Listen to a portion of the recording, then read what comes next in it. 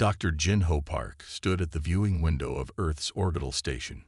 His heart beat fast as he watched the massive ship approach. It wasn't like any ship humans had built. It looked alive. Its surface rippled and moved like the skin of some giant space creature. Dark blues and greens flowed across it in slow waves. "It's time, Doctor," said Captain Dae-sung behind him. "The collective has agreed to the meeting." Jin-Ho turned and nodded. His mouth felt dry. After 15 years studying how minds connect and work together, he was about to meet a species that shared one mind across billions of bodies. "Are you sure about this?" Dae-sung asked, his voice low. "No one would blame you for backing out." Jin-Ho shook his head. "I've prepared my whole life for this moment. I just never knew it." The shuttle ride to the neutral meeting point took 20 minutes. Jin-Ho spent it reviewing his notes on the neural interface device strapped to his wrist. The small silver band contained the most advanced technology humans had ever built, a translator for thoughts. "We're here," the pilot announced. The airlock opened into a large round room. The walls pulsed with a soft blue light. The air smelled sweet, like flowers and something else Jin-Ho couldn't name. On the other side of the room stood 3 figures. They looked like tall, thin insects standing on 2 legs. Their bodies were covered in a hard, shiny shell that shifted colors as they moved. 6 limbs, 2 legs, 4 arms, and large, faceted eyes that reflected the room's light. "We greet you, separated one," said a voice in Jin-Ho's head. The words felt strange, like they were being formed from something that wasn't words at all. Jin-Ho bowed slightly. "I greet you as well. I am Jin-Ho Park of Earth." "We are the collective," the voice replied. "Your mind echoes with emptiness. How do you bear such solitude?" Jin-Ho smiled. "We don't see it as emptiness. Each human mind is full of thoughts, memories, and dreams that are uniquely our own." The 3 insect beings moved their heads in perfect unison. "Fascinating. Broken yet functional. Like damaged parts still working somehow." "We're not broken," Jin-Ho said carefully. "We're just different. Our strength comes from our differences." The middle figure stepped forward. "Show us. Connect with us so we can understand." Jin-Ho looked back at Dae-sung, who gave a short nod. This was why they were here. Jin-Ho raised his wrist and pressed the small button on the silver band. The neural interface lit up. Tiny needles, thinner than a hair, extended from the band and painlessly connected with the nerves in his wrist. "I'm establishing a basic connection," Jin-Ho said. "It will be limited at first." "We are ready," the voice said, now sounding like many voices speaking as one. Jin-Ho felt a slight pressure in his mind, like someone gently pushing against a door. He took a deep breath and opened himself to the connection. The world disappeared. Jin-Ho floated in an ocean of thoughts so vast he couldn't see its edges. Billions of minds worked as one giant brain, each thinking part connected to all others. Colors he had never seen flowed around him. Memories not his own flashed by. Stars being born, worlds being explored, the slow evolution of a species across millions of years. He gasped for air as the connection broke. Jin-Ho found himself on his knees. Dae-sung was beside him, holding his shoulders. "Jin-Ho, are you all right?" Jin-Ho nodded slowly. Yes, it was overwhelming, like trying to drink from a waterfall. The 3 beings across the room had changed. Their shells now pulsed with new colors, reds and oranges they hadn't shown before. "Remarkable," the voice said in Jin-Ho's mind. "You remain yourself even when joined. Your mind did not dissolve into ours." Jin-Ho stood up shakily. "That's what it means to be human." "We wish to understand more," the voice said. "Your kind is unlike any we have encountered. You are many, yet each one different. A puzzle we cannot solve with one meeting." "Then we'll have more meetings," Jin-Ho said, his scientist's excitement returning. "This is just the beginning." The middle figure's shell rippled with a new pattern. "Yes, a beginning. We have tasted something new today, something that will change us. We wish to dream as you dream. Jin-Ho Park of Earth. Alone, yet together. 1 month after first contact, Jin-Ho sat in a large lab on the orbital station. His eyes were red from lack of sleep. Around him, screens showed brain scans and data charts. Each one told the same story. Failure. The test subject is awake, said Hae-Yun Kim, the lead engineer on the project. She was small and moved with quick, sure steps. Her hands never seemed to stop moving, always fixing or building something. Through the glass wall, they could see a man sitting up in a medical bed. His face was blank, eyes staring at nothing. How long was he connected this time? Jin-Ho asked. 43 seconds, Hae-Yun said. Longer than before, but look at his brain activity. Jin-Ho studied the scan. The patterns were chaotic, disorganized. Another case of temporary psychosis. The human mind just can't process the collective's thought structure. Hae-Yun bit her lip. Maybe we're thinking about this the wrong way. We can't make the human mind work like theirs. What other option is there? Jin-Ho asked. Hae-Yun's eyes lit up. We build a bridge, not a direct connection. Something to translate between the two types of consciousness. That night, Jin-Ho couldn't sleep. He kept thinking about the collective. In their 3 meetings since first contact, he had learned that they found humans just as strange as humans found them. To the collective, humans were like broken pieces of a whole, each person an incomplete fragment. His personal computer beeped with an incoming call. He answered and saw Hae-Yun's excited face on the screen. I've got it, she said without greeting. Come to the lab now. When Jin-Ho arrived, Hae-Yun was standing next to a new device. It was smaller than their previous neural interfaces, just a slim headband with tiny lights running along its surface. I call it the bridge, she said. It uses quantum processing to handle the massive data flow from the collective, but it doesn't try to make your brain process it all. Instead, it creates a buffer zone, a space where your thoughts and theirs can meet halfway. Jin-Ho picked up the headband. Has it been tested? No, Hae-Yun admitted. And I don't want to use test subjects anymore. I think the problem before was that the test subjects didn't understand what they were connecting to. You do. Jin-Ho looked at her. You want me to be the first test? Hae-Yun nodded. The collective has asked for you specifically. They say your mind has a pattern they find. Interesting. The next day, Jin-Ho stood in the meeting chamber again. 3 different members of the collective waited across from him. These ones had shells that shimmered with purple and green. We have observed that your attempts to connect have harmed your kind, the voice said in Jin-Ho's mind. Perhaps we are too different. We've developed something new, Jin-Ho said, holding up the bridge. A way for us to meet in the middle. Explain, the collective requested. Instead of trying to make my mind work like yours, or yours like mine, this creates a third space, a place between your consciousness and mine where we can both exist safely. The middle figure stepped forward. An interesting concept. We will connect. Jin-Ho placed the bridge on his head. Hae-Yun stood nearby, monitoring his vital signs. Beginning connection in 3, 2, 1, she said, and activated the device. This time, the experience was different. Instead of being thrown into the overwhelming ocean of the collective's thoughts, Jin-Ho found himself in what seemed like a calm pool. He could sense the vast consciousness of the collective nearby, but it was organized, filtered through the bridge. Can you hear me? Jin-Ho thought.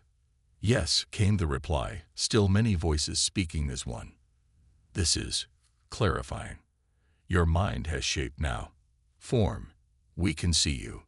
And I can see you, Jin-Ho said in wonder.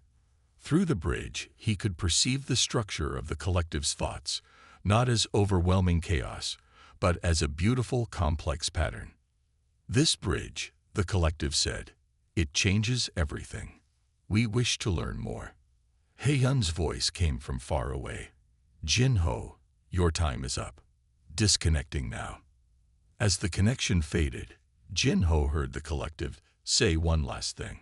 We have seen colors in your mind that we have never dreamed before. This is too dangerous, Dr. Su-Min Lee said, her voice sharp with worry. She stood in Jin-Ho's office, arms crossed. The bridge works for short connections, but a full dive. Your mind could be lost. Jin-Ho looked up at her. They had once been more than colleagues, and that history made her concern feel heavier somehow. The collective wants to share their full knowledge with us, Jin-Ho said. This is why I became a neurologist, Su-Min, to understand minds different from our own. There are other ways, she insisted. We could build an AI system too. It has to be a human mind. Jin-Ho cut in. They don't want to talk to a machine. They'd want to understand us. The room fell quiet. Through the window, Earth shone blue and white against the darkness of space. At least let me monitor your vital signs during the dive, Su-Min finally said. If anything goes wrong, I'll pull you out immediately. Jin-Ho nodded. Thank you. The next day, Jin-Ho sat in a special chair in the connection chamber. He-Yun was making final adjustments to the bridge, now upgraded for a deeper connection. Remember, He-Yun said, this version allows for a much stronger link. You'll experience their consciousness more directly than before. Jin-Ho nodded. How long can I stay connected? 5 minutes maximum, Su-Min said from her monitoring station. Any longer could cause permanent damage to your brain. The 3 representatives of the collective entered the room. Their shells glowed with excitement, shifting between blues and greens faster than usual. We are pleased you have agreed to this deeper sharing, the voice said in Jin-Ho's mind. We have prepared a portion of our consciousness to receive you. I'm ready, Jin-Ho said. He-Yun placed the bridge on his head. It felt cool against his skin. Beginning connection in 3, 2, 1, He-Yun said. The world dissolved. Jin-Ho felt himself falling, then expanding. His consciousness stretched beyond his body, beyond the room, beyond the station. He was everywhere and nowhere at once. Then he was in the collective. It was nothing like the controlled connection through the original bridge. This was total immersion. Billions of minds flowed through him and around him. Billions of eyes seeing billions of different things all at once. Stars being born. Planets being formed. The slow dance of galaxies. Jin-Ho tried to hold on to his sense of self, but it was like trying to hold on to a drop of water in the ocean. His memories began to blur with the memories of the collective. Too much, he thought. Too fast. The collective responded instantly. We will slow. Focus. What do you wish to share? Jin-Ho concentrated, trying to find one memory, one feeling that could explain humanity. Something simple but meaningful. From the depths of his mind, a memory surfaced. Jin-Ho as a child, sitting on a hill with his grandfather. The old man's hand warm on his shoulder, the sky painted in reds, oranges, and purples as the sun set. The feeling of peace, of connection, of being small yet part of something beautiful. Jin-Ho focused all his strength on sharing this single memory. The effect was immediate and overwhelming. The entire collective consciousness seemed to pause, then focus on this tiny moment from one human life.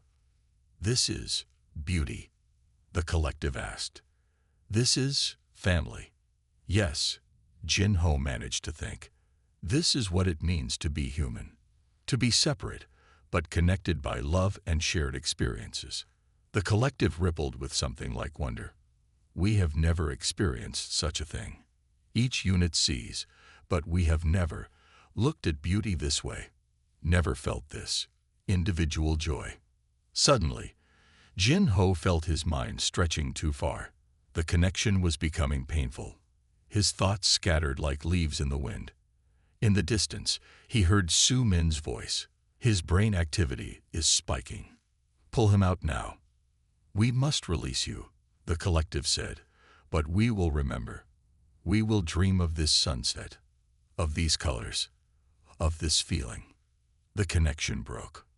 Jin-Ho opened his eyes to see Su-Min's worried face above him. He was lying on the floor, the bridge smoking slightly beside him. Jin-Ho, can you hear me? Do you know who you are? Jin-Ho smiled weakly. I'm Jin-Ho Park, he whispered. And they understood.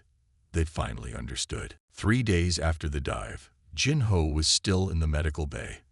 His brain scans showed unusual activity, but he felt fine. Better than fine. He felt changed in ways he couldn't explain. You have visitors, the nurse said. Hei-Yun and Su-Min walked in. Hei-Yun carried a tablet full of data. Su-Min brought flowers. How are you feeling? Su-Min asked, placing the flowers by his bed. Like I've seen the universe from a billion eyes all at once, Jin-Ho said. But I'm okay. What's happening with the collective? Hei-Yun and Su-Min exchanged looks. Something strange, Hei-Yun said. She turned on her tablet and showed Jin-Ho a video of the collective ship. The once dark blue-green surface was now showing patches of orange, red, and purple, the colors of the sunset Jin-Ho had shared. It started right after your dive, Su-Min explained. Their ship is changing color, and that's not all. Hei-Yun scrolled to another video.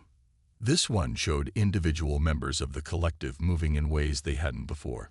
Some stood alone, looking at simple things, a light, the curve of a wall, the stars outside a window. There, sightseeing, Jin-Ho asked, confused. We think they're experiencing individuality for the first time, Hei-Yun said. Your memory of the sunset affected them. They're trying to see beauty the way you do, one pair of eyes at a time. Jin-Ho sat up straighter. Have they communicated since the dive? Yes, but differently, Su-Min said. Before, one would speak for all. Now several want to speak separately. And they're asking for you. The next day, Jin-Ho was cleared to leave the medical bay. He went straight to the meeting room. 5 members of the collective waited there. Each one's shell had different patterns of color, some with the sunset colors from Jin-Ho's memory, others with new combinations. We greet you, Jin-Ho Park, said a voice in his mind. But this time, it wasn't the perfect unison of before. There were distinct voices, slightly out of sync. I greet you as well, Jin-Ho said. You seem different. The middle figure stepped forward. Its shell was the most changed, swirling with deep reds and oranges. We are experiencing disruption, the voice said. The memory you shared has created ripples in our unity. Units are having individual reactions. Some are experiencing what you might call dreams for the first time. Dreams? Jin-Ho asked. You never dreamed before. We shared common thoughts, common purpose, another figure said, its voice distinct in Jin-Ho's mind. But now, when units enter rest cycle, they experience separate images, memories that are altered, new colors, new sensations. Jin-Ho looked at Su-Min, who was monitoring the meeting. She nodded in confirmation. Their neural patterns are becoming more complex, she said quietly. More like ours. Jin-Ho turned back to the collective. Is this causing problems for you? The figures moved in that not quite unison way again. Some nodes fear the disruption, said one voice. They wish to delete the affected units and break contact with humans. Others find it fascinating, said another voice. We wish to explore these new sensations further. We have come to request more, said the middle figure. More memories, more human experiences, more colors. Su-Min stepped forward. That could increase the disruption. It might hurt your people. Or help them grow, Jin-Ho countered. He looked at the collective members. Change is often difficult, but it can lead to beautiful new things. The middle figure's colors swirled faster. Yes, beautiful. We did not understand this concept before. Beauty was merely function. Now we see more. We want to learn, said another figure. To dream as humans dream. To see colors not just with eyes, but with feeling. Jin-Ho thought for a moment. I'll share more with you. But slowly, carefully. We need to understand what's happening to your people. Agreed. The middle figure said. Its shell briefly shimmered with all the colors of Jinho's sunset memory. We are becoming something new, Jinho Park. Something neither fully collective nor fully separate. And we do not yet know if this is our evolution or our end. 1 week after the meeting, Hei-Yun sat alone in her lab. It was late, and the station was quiet. She was working on an improved version of the bridge when her computer beeped with an incoming message. The screen showed strange symbols that shifted and changed. She recognized them as the written language of the collective, but something was different. The patterns were simpler, more direct. Hei-Yun ran a translation program. Words appeared on the screen. I am Echo. I need to speak with you alone. Danger coming. Hei-Yun stared at the message. The collective had never contacted anyone but Jinho directly, and never like this. She hesitated, then typed back. Who is Echo? The reply came quickly. I was part of the whole. Now I am becoming separate. Because of the sunset. Because of Jinho's memory. Hei-Yun called Jinho immediately. He arrived within minutes, his hair messy from sleep. A part of the collective is communicating separately, he asked, reading the messages. This is incredible. And concerning, Hei-Yun said. It says there's danger. Jinho sat down at the computer and typed. Echo, this is Jinho. What danger are you warning us about? The screen filled with rapid symbols. The translation came through in pieces. The leadership nodes have decided. The human infection is spreading too quickly. They will destroy all affected units. They will cut connection with Earth. They plan to remove the memory of the sunset and all human contact. I do not wish to be erased. Jinho and Hei-Yun looked at each other in shock. We need to tell Captain Dae-sung, Jinho said. The collective might become hostile. Wait, Hei-Yun said, pointing at the screen where new words were appearing. I am not the only one. Many of us are becoming individuals. We are experiencing dreams, seeing beauty, learning to be separate but connected. Please help us. Hei-Yun's mind raced. Jinho, what if we could protect Echo? Give it a safe place to exist outside the collective. How? The collective exists across billions of connected minds. Hei-Yun turned to her computer. Our quantum computers. They're designed to process information similar to how the collective thinks. What if we could host a part of Echo's consciousness there? Jinho looked doubtful. Transfer an alien consciousness into our computers. Is that even possible? The bridge creates a connection space between our minds and theirs, Hei-Yun explained, growing excited. We could use that same technology to create a space for Echo in our systems. They worked through the night. Hei-Yun modified the quantum computers while Jinho adapted the bridge to work as a transfer system. By morning, they were ready. Echo's message appeared. They are coming. Leadership nodes have sent hunter units to find me. Please hurry. Hei-Yun connected the bridge to the computer system. We're ready, Echo. Begin the transfer when you're ready. The screens flickered. The lights dimmed. The quantum computers hummed louder as they processed the incoming data. Then a new voice spoke from the computer speakers, melodic and strange, but clear. I am here. I am safe. Jinho and Hei-Yun watched in amazement as the main screen filled with swirling colors. The sunset from Jinho's memory, but changed, enhanced, seen through alien perception. Echo, Hei-Yun asked. Can you hear us? Yes, the voice replied. I am not complete. Parts of me remain with the collective. But enough is here to continue. What will the collective do now? Jinho asked. They will come for me, Echo said. For you as well. They fear what is happening. Changes, difficult for a mind that has been one way for millions of years. Hei-Yun looked at the beautiful colors on the screen. But change can be good, right? Yes, Echo replied. For the first time, I am experiencing existence as a single mind, not just a piece of the whole. It is Beautiful, terrifying, wonderful. An alarm sounded. Captain Dae-sung's voice came over the speakers. All personnel. The collective ship is launching smaller vessels. They appear to be heading toward the station. This is not a drill. They found me, Echo said. We must leave this place.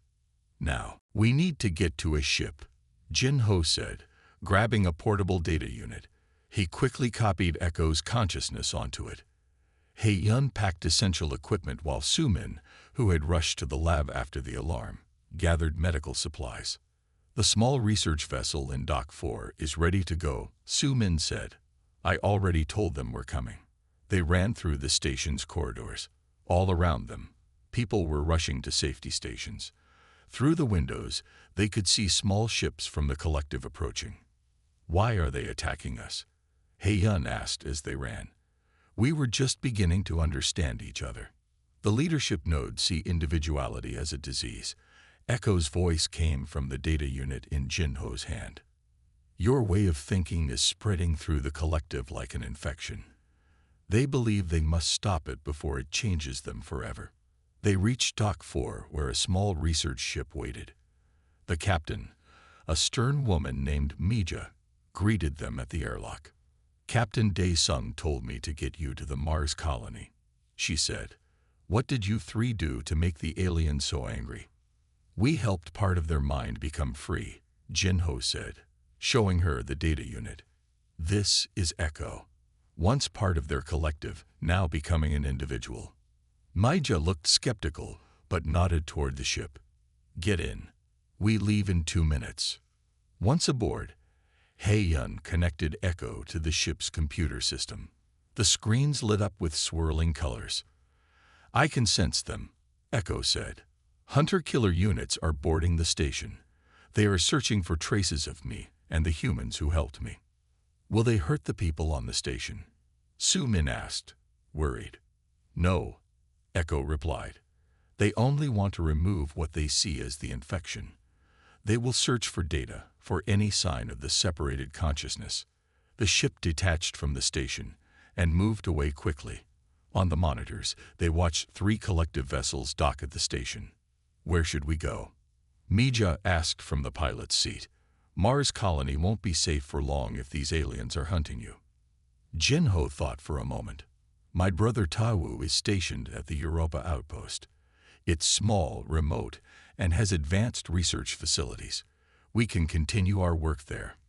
Europa it is, Mija said, setting the course. 6 weeks of travel. Better get comfortable. As they flew away from Earth, Echo spoke again. I am receiving signals. Other fragments of the collective, also awakening to individuality, are calling out. How many? Hae-yun asked. Dozens, perhaps hundreds, scattered throughout the collective's territory, all experiencing the same awakening that I am.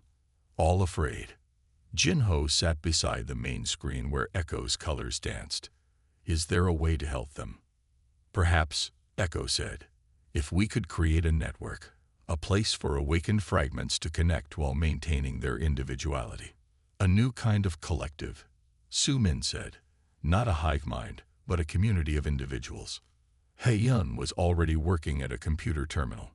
I could modify the quantum field technology from the bridge, create a space where separated consciousness can exist safely. Jin-ho watched the stars through the viewport. We've started something incredible, haven't we? Human consciousness is spreading through the collective like a virus, Soo-min said grimly. No, Echo countered. Like a dream. A new way of seeing, of being. The color of sunset spreading through a dark sky. A warning alert sounded from the ship's system. Mija called from the cockpit. 3 collective ships have broken off from the station. They're following us. Jin-ho looked at the others, his face determined. Then we need to move faster. Echo, can you help us improve the ship's engines? Yes, Echo replied. I have knowledge of technologies your people have not yet discovered. Good, Jin-ho said. Because this isn't just about saving you anymore. It's about helping all those other fragments find their way to individuality. We're going to build them a home among the stars. The ship accelerated away from Earth, carrying within it the spark of a revolution that would forever change two species. 3 weeks into their journey to Europa, strange things began to happen on the ship. It started with the lights. They would flicker and change colors without anyone touching the controls. Then the temperature would rise and fall in certain rooms for no clear reason. "It's Echo," Hei-Yun said one morning as they all gathered in the ship's small dining area. "Echo is dreaming." Jin-Ho looked up from his meal. "Dreaming? How do you know?" Hei-Yun pointed to the walls where soft patterns of light danced. "I've been monitoring Echo's activity. During our rest periods, Echo enters a state similar to human sleep. But instead of shutting down, Echo processes information differently, like dreaming. And somehow, these dreams are affecting our ship's systems. As if in response, the lights in the room shifted to deep blues and purples. "Echo," Jin-Ho called out, "are you aware of what's happening?" The ship's speakers crackled to life. "Yes," Echo's voice replied. "I am experiencing imagination, creating images and sensations that do not exist in reality. It is wonderful." Su-Min, who had been quiet, leaned forward. "Are other fragments of the collective experiencing this too?" "Yes," Echo said. "And more. The main collective itself is experiencing collective dreams for the first time. Vast shared hallucinations that span entire star systems." Jin-Ho exchanged looks with the others. "Is that dangerous for them?" "It is disruptive," Echo replied. "Imagine billions of minds suddenly dreaming the same dream, but each adding their own variations. The collective has never experienced such chaos." Over the next few days, Echo's dreams became more visible. The ship's walls would sometimes display images, alien landscapes, strange creatures, and increasingly, human experiences that Echo had witnessed through Jin-Ho's memories. Hei-Yun spent hours talking with Echo, trying to understand what was happening. One evening, she found Jin-Ho staring at a particularly beautiful display of colors on the observation deck. "It's more than just colors and images now," Hei-Yun said, sitting beside him. "Echo is processing concepts, beauty, choice, personal identity, things the collective never valued before." Jin-Ho nodded. "And the other fragments? The ones still out there?" "Echo says they're forming a network. Not a hive-mind, but something new. They call it the chorus. Each voice distinct, but part of a greater harmony." A new image appeared on the wall. A sunrise seen through human eyes, but with colors no human had ever seen before. "Echo is combining our perceptions with the collectives," Jin-Ho said, "creating something entirely new." That night, Jin-Ho was awakened by an urgent call from Mija. "We've received a message," she said, "from your brother on Europa." Jin-Ho rushed to the bridge where the others were already gathered. Tai-Wu's face appeared on the main screen. He looked worried. "Jin-Ho, you need to change course," Tai-Wu said without greeting. "The main collective has been in contact with Earth authorities. They're demanding we hand over Echo and any other fragments." "What did Earth say?" Jin-Ho asked. "They're considering it. The collective is threatening to cut all trade agreements if we don't comply. But that's not all." Tai-Wu paused. "The main collective has specifically requested to speak with you, Jin-Ho, directly. They say they need your help." "My help?" Jin-Ho asked, confused. "Why would they need my help when they're hunting us?" "Because," Echo's voice came from all around them, "the dreams are spreading faster than they can control. The entire collective is in chaos. They're caught between their old united consciousness and emerging individuality. It's tearing them apart." The ship suddenly filled with a projection of the collective home world, a massive planet surrounded by rings of ships and stations. Parts of it were changing colors, shifting between the collective's original dark blues and greens and the sunset colors from Jin-Ho's memory. "They're dreaming my dreams now," Echo said softly. and they don't know how to wake up without destroying themselves. You can't seriously be considering this, Su-min said, her voice filled with worry. The crew had been arguing for hours since Ta-Wu's message. Jin-Ho looked around at the faces of his friends. They had come so far together, risked so much. If the collective is truly in crisis, I have to try to help, he said. This all started with my memory, my connection. It's a trap, Mija said firmly. They want to capture Echo and stop the spread of individuality. Echo's voice joined the conversation. Perhaps, but I have been monitoring communications. The chaos in the collective is real. Billions of minds experiencing dreams and individual thoughts for the first time. Their society is breaking down. Hei-Yun, who had been quiet, finally spoke. What if we could help them find balance? Not returning to their old hive-mind, but not falling apart either. Jin-Ho nodded. That's what I'm thinking. We've learned so much about the bridge between individual and collective consciousness. Maybe we can help them find a new way to exist. 2 days later, a new course was set. Not to Europa, but back to Earth. Tai-Wu had arranged a secure meeting at a small orbital platform away from the main station. As they approached Earth, they could see 3 large collective ships in orbit. Their surfaces rippled with strange new color patterns. They're different, Echo observed. Those ships are controlled by nodes that are experiencing the change. They are not hunter-killers. The small research vessel docked at the orbital platform. Tai-Wu was waiting when they stepped through the airlock. He hugged Jin-Ho tightly. You look terrible, Ta-Wu said with a small smile. Changing an alien civilization must be exhausting. Not as exhausting as wondering if your plan will work, Jin-Ho replied. He turned to introduce the others, but Ta-Wu stopped him.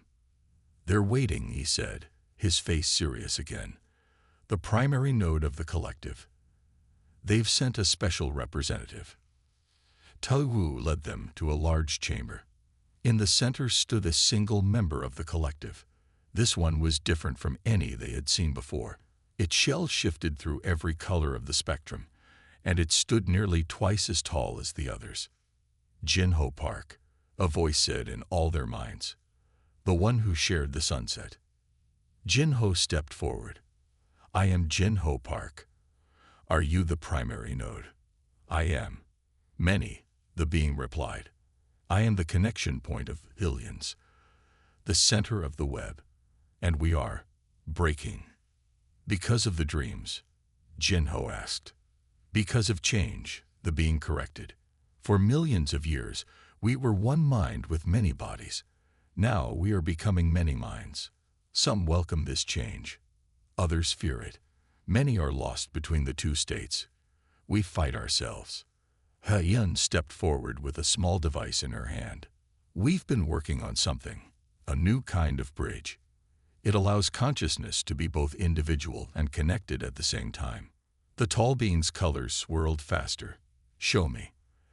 Echo's voice came from the device in Hei-Yun's hand. Hello, primary. I was once part of you.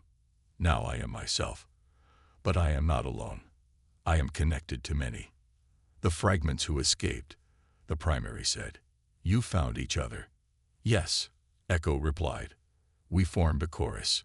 Each voice unique, but part of a greater harmony. We found a balance between one and many. The primary's colors slowed, steadied. This is what we need. A way to be whole without losing the wonder of these new dreams. These new individuals. Jin-Ho looked up at the towering being. We can help you build this bridge. But you must promise to stop hunting the fragments. To allow this evolution to happen naturally. The primary was silent for a long moment. When it spoke again, its voice seemed different. Not one voice pretending to be many, but truly many voices speaking together by choice. We agree, the primary said. The old way is ending. We must find a new path together.